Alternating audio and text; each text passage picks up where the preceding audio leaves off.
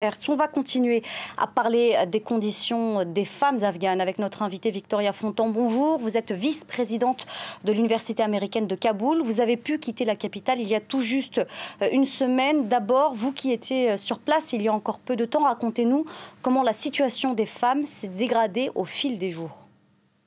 Bonjour, eh bien écoutez, c'est un cauchemar quotidien.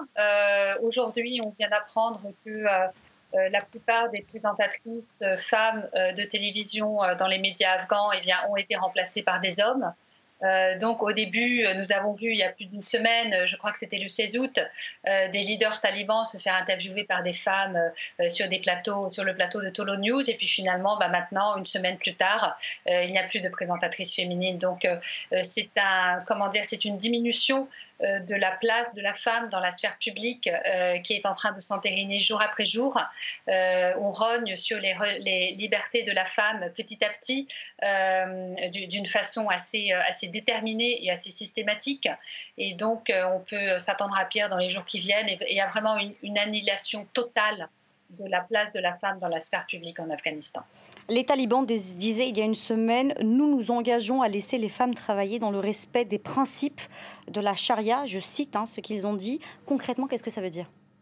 Écoutez, tout est appelé à interprétation. Donc, que veulent-ils dire par principe de la charia? Ils ont déjà eu un meeting avec l'université de Herat où ils ont demandé que l'éducation mixte soit annulée et que les filles apprennent avec des professeurs ou femmes ou des vieux professeurs masculins. Donc, fatalement,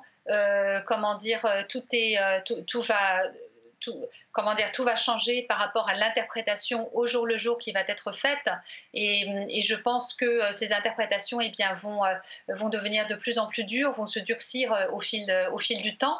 Et finalement, la femme ne sera plus peut-être que présente en ligne dans l'éducation, si bien, si elle, si éducation il y aura. Donc ça, on ne le sait pas encore. Et je pense que vraiment, là est le problème. Alors vous dites, si éducation il y a encore, racontez-nous quelle est la situation désormais dans l'université américaine de Kaboul. Là, vous travaillez jusqu'à présent. Est-ce que l'enseignement va pouvoir reprendre dans quelques jours ? Écoutez, oui, donc la rentrée des classes pour nous, c'est dimanche. Nous avons tout préparé.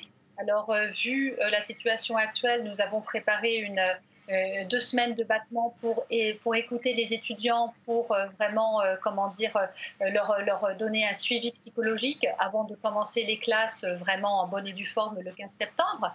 Mais nous ne savons pas si nous allons avoir une connexion Internet, parce que dans certaines parties du pays, il n'y a déjà plus de connexion Internet.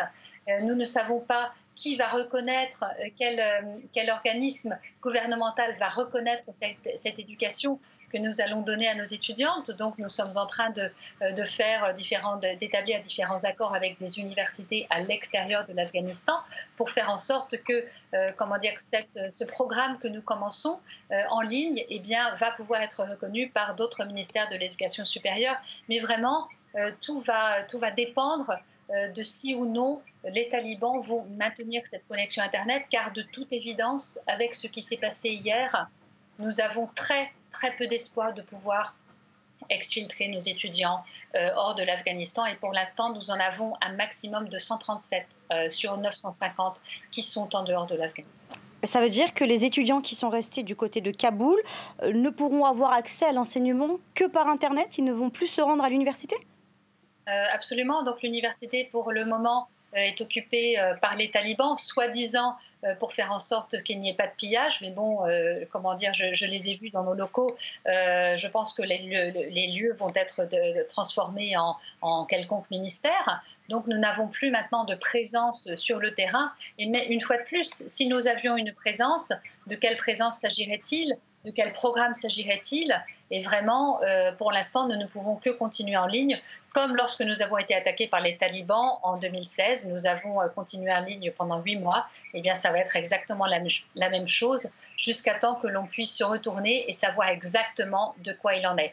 En tout état de cause, cette connexion Internet sera vraiment le plus critique pour la continuation de nos opérations. Est-ce que vous craignez que l'avenir de l'université américaine de Kaboul soit en quelque sorte conditionné par un accord des talibans et notamment peut-être un regard sur les programmes que vous proposez?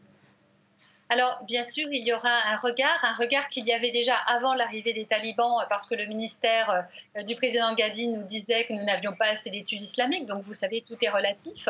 En revanche, nous allons ouvrir un programme éducatif pour tous les Afghans dans le monde, donc nous allons vraiment nous ouvrir au reste du monde et à la diaspora afghane de par le monde. Et je pense que cette crise va nous donner une opportunité de nous positionner en tant que programme afghan pour les Afghans dans le monde entier. Et donc, quoi qu'il arrive, même si les talibans ne nous donnent pas la possibilité de continuer d'exercer pour des étudiants basés en Afghanistan, eh bien, nous serons encore plus présents dans le reste du monde et nous resterons un caillou dans leurs chaussures, quoi qu'il arrive. Victoria Fontan, il nous reste quelques secondes rapidement. Est-ce que vous avez des retours de témoignages de vos étudiantes? Est-ce que vous êtes toujours en contact avec elles? Et surtout, est-ce que leur vie a déjà changé avec le retour des talibans? Toujours en contact avec elles, leur vie a basculé. Il y a déjà eu des fouilles de fait de maison en maison dans beaucoup de résidences de nos étudiantes. Elles sont apeurées elles ont peur pour leur vie et donc ne les oublions pas. Merci Victoria Fontan, vice-présidente de l'Université américaine de Kaboul.